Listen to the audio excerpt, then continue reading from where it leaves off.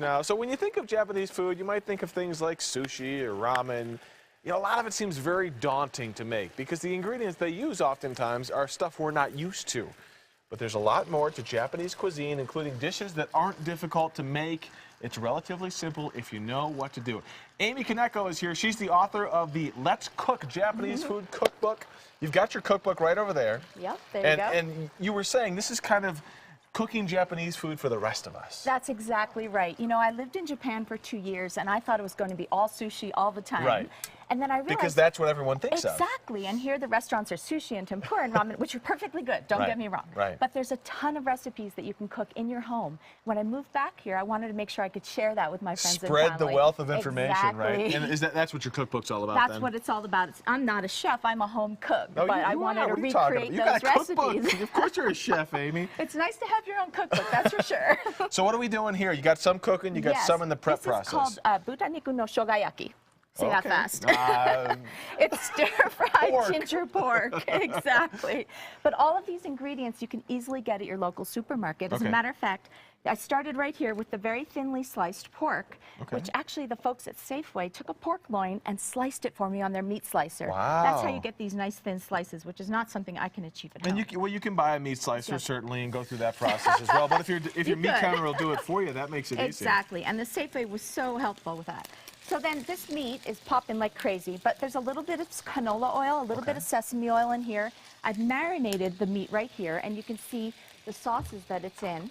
A little bit of sake. Got it. And I use the $5 bottle of sake. Don't get me wrong. It's not fancy. Not the expensive stuff. A little bit of mirin. Mirin is sweetened sake. So it's basically sake with sugar in it, and it helps the meat caramelize. Where would you find that? I actually found it at my Safeway, King Soopers, and of course H Mart in Westminster, which is awesome. Ginger. Now, I'm a cheater. Sorry, I am a lazy cook. This ginger I grated. That's how my mother-in-law does it in Japan. This is what I do. It comes in a little tube. You squeeze it out. All good. And then, of course, soy sauce. And you definitely want to use... That's it? Just those ingredients? That's it. That's why it's so easy. You can do this. You should do it tonight, okay? I'm sure your family is waiting. We've got drum lessons tonight. It's a busy night. Maybe tomorrow. Okay, sounds good. And you take all that and mix it together. I dumped it right in there, and I just put it in here. So you can see, you don't let it marinate too long. It's maybe 5 or 10 minutes. It smells so good. Right? That's the ginger, which is so good for you. So and I bet it cooks fast because it's so thin. It does, it does. And if I were much better with the chopsticks, let's please remember that I'm not actually Japanese. I am just married to it. You're better with the chopsticks than I am. I can't even begin to do it. I did turn it over, which I'm quite proud of. Got it. And then I actually just take a little bit of this sauce. Oh, yeah. Watch that. And pour that in there. This will caramelize in about 2 minutes. And then you can see in this pan, once it's cooked, that's what it starts to look like. Okay. And there's your shogayaki. Dikita. That's it, right? That's Japanese for all done. What is it? Dikita. Ditka. All right. Good job. I'm saying Mike Ditka. Mike Ditka is not Japanese, I'm thinking. Not even close.